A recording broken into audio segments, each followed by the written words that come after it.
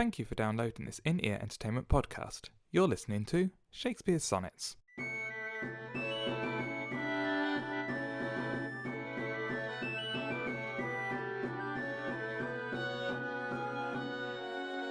Sonnet 52. So am I as the rich who blessed key can bring him to his sweet uplocked treasure, for which he will not every hour survey, for blunting the fine point of seldom pleasure. Therefore are feasts so seldom and so rare, since, seldom coming in the long year set, like stones of worth they are thinly placed. Or Captain Jewels in the carcanet, so is the time that keeps you as my chest, or as the wardrobe which the robe doth hide, to make some special instant special-blest, a new unfolding his imprisoned pride. Blessed are you whose worthiness gives scope, being had to triumph, being lacked to hope. That was Sonnet 52 of Shakespeare's sonnets, still firmly in the fair youth sonnets, and we are officially over 1/3 of the way through. Woo! Hooray! I am joined, that voice there, the slightly worried voice, because we've just come on from the last podcast, and if you heard that, he's slightly troubled. And so, please, this is the troubled Thierry Heles. I've got champagne now. It's fine. You've got champagne? No. Oh, that would be amazing. We're a third of the way through. Champagne all round for everyone. Champagne. That would be awesome. But no, we don't. We just have what I think is a very, very lovely sonnet about, and I'm going to start on this one because I think it's lovely. The idea that you can't have something special and do it all the time is essentially what Shakespeare's saying. You can't have a special piece of jewellery and wear it all the time, and you can't have a special book and read it all the time. Part of its specialness is in the fact that you only seldom use it or see it, and I quite like that. That is a very, very nice idea. And he gives it for several. You said, we have the necklace, we have, he mentions feasts. Yes. He's the wardrobe with a robe, the special clothes that you wear, and it's a very nice idea that, which sort of contradicts the 51 sonnets that have come before this. Yes. That fair youth is always special. Yes, it does a bit, but I suppose we've got no real sense from those sonnets that they spend a lot of time together. Yeah, they seem to be apart quite a bit, or maybe not apart as in several towns away from each other, but there's always sort of, Shakespeare seems to be observing a lot of the time rather than... Yes, we said it before, the slightly stalkerish way. Yeah. And I suppose that does make sense then, that for him, the few moments he actually has with the fair youth, because there is a relationship there, and I think there may be a physical relationship there. The few moments he has are special because they are few and far between. But you do wonder then how this sonnet would turn out if they spent all their time together. By now, they'd probably be fed up with each other. There'd be sonnets. Half of these sonnets would be the evil youth. It's the end of the honeymoon phase. He squeezes the toothpaste from the middle. He leaves the taps running. He never switches the lights off. Those kind of things. It's a good thing they didn't have lights yet. No, it's a good thing, because otherwise they would all be left on by the fair youth, and Shakespeare would write sonnets about it.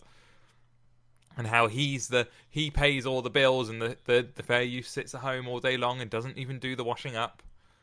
So it doesn't load the dishwasher, because that's all he's asking. That's all Shakespeare wants, is just him to load the dishwasher. Shakespeare's happy to unload it, but the fair youth won't even load it, and it's just not right. There's a lot of pain there.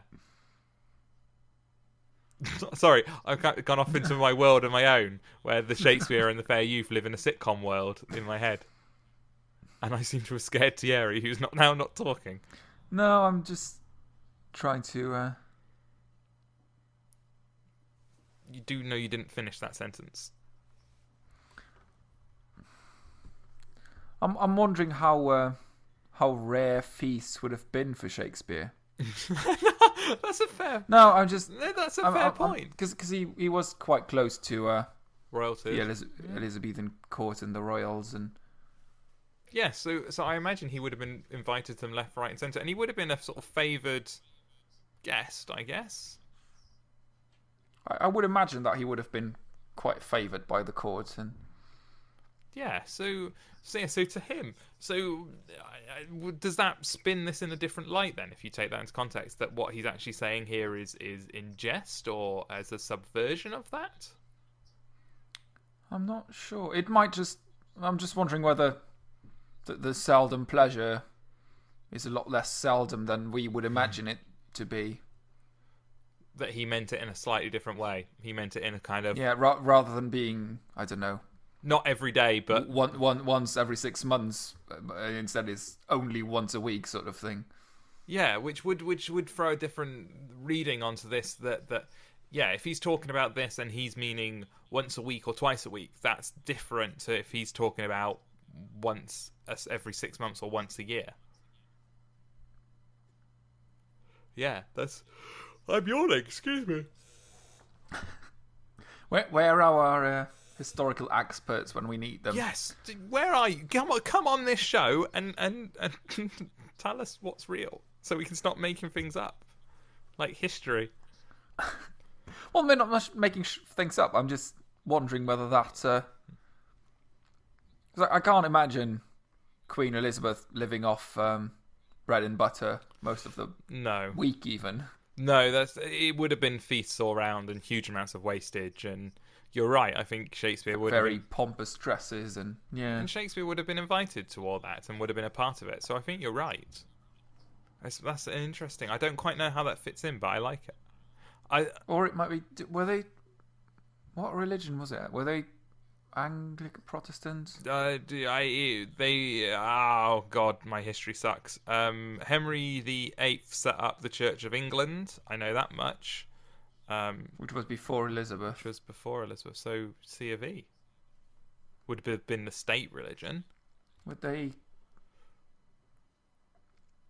How pompous would they have been? I don't know. Because Catholics, they tend to have a lot of pomp and ceremony. Well, yeah, and quite often very much gold in their churches and a lot of wastage, and so maybe he's using it as that could be the contrast.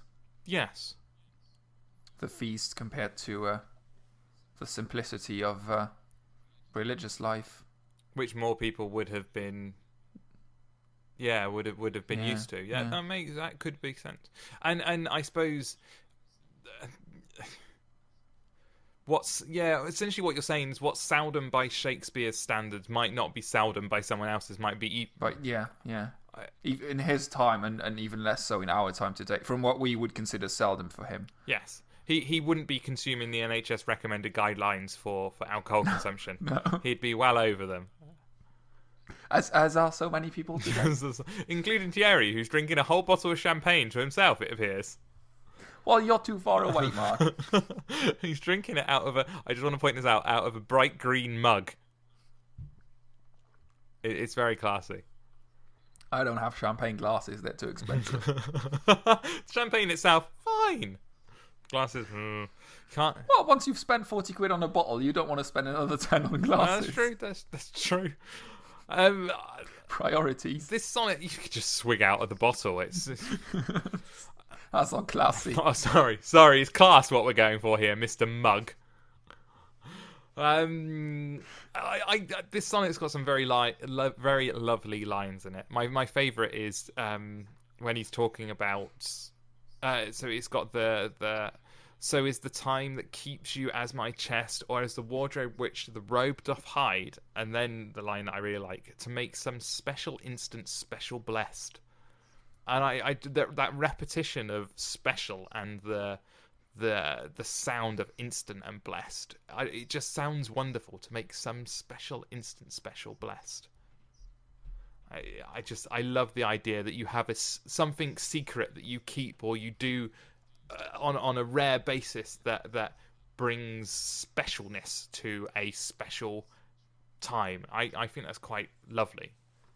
Well, you would have, until quite recently, I guess, you would have had your Sunday clothes that you would wear to church, your nice garments that you would take out, and as opposed to the stuff that you would wear in the week to go out and work in the fields. And yes, that is true. Sorry, I was yawning yet again. That's a really bad sign.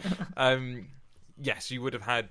Yeah, you're right, because that's something that's less common now. This idea of now that we have smart casual or casual smart. I've never quite understood if they're the same or different. But a lot of more workplaces are realizing that making people wear a suit and tie to work isn't the best way to get your workers to like you and do good work. So this merging of what is smart and what is casual is becoming merged, which wouldn't be the case in Shakespeare's time. Especially because back then there would have been these feasts he's talking about would have been formal dinners, and there would have been they wouldn't have turned up in. Yeah, there would have been. I'm not sure what the casual clothes would have been at the time, but yeah, they would have worn quite extravagant robes. And... You would have needed your good codpiece. Not the run of the mill everyday codpiece, the good codpiece, which is just a weird invention. And is the word codpiece making you laugh, Thierry? It just the thought of having the good codpiece and the run of the mill. This is the good one. It's slightly uncomfortable to wear, but I think you'll agree it offsets the acids very well. It brings out the colour of my eyes.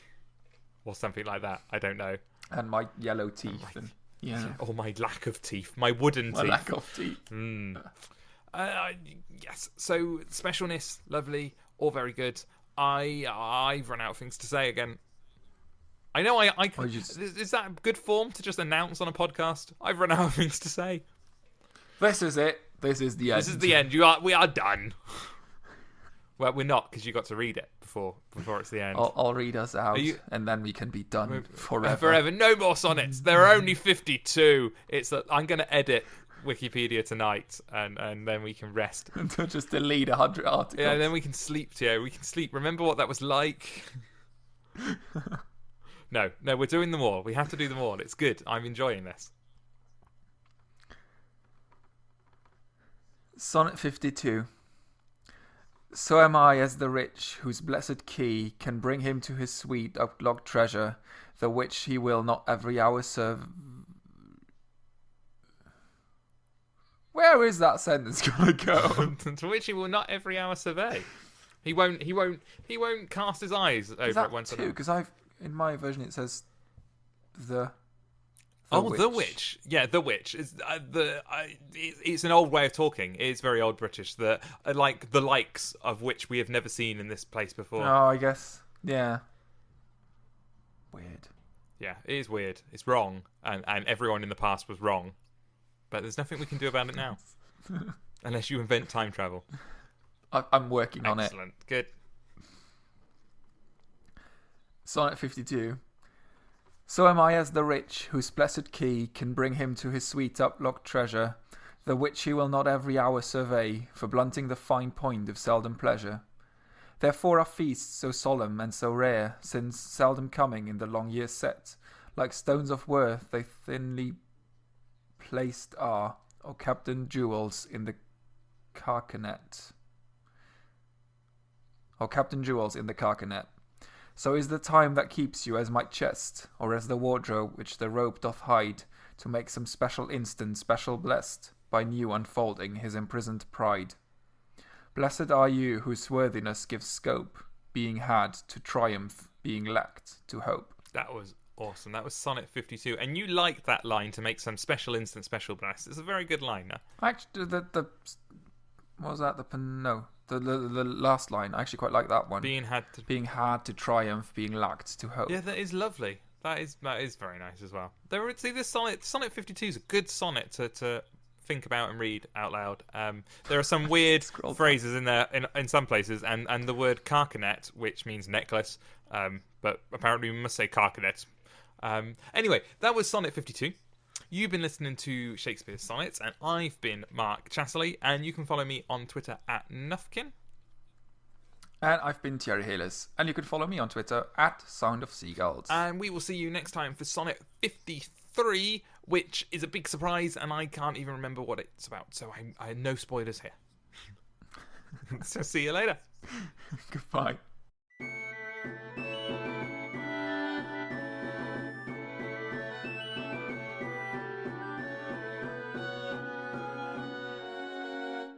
You've been listening to Shakespeare Sonnets with Mark Chatterley and Thierry Heles.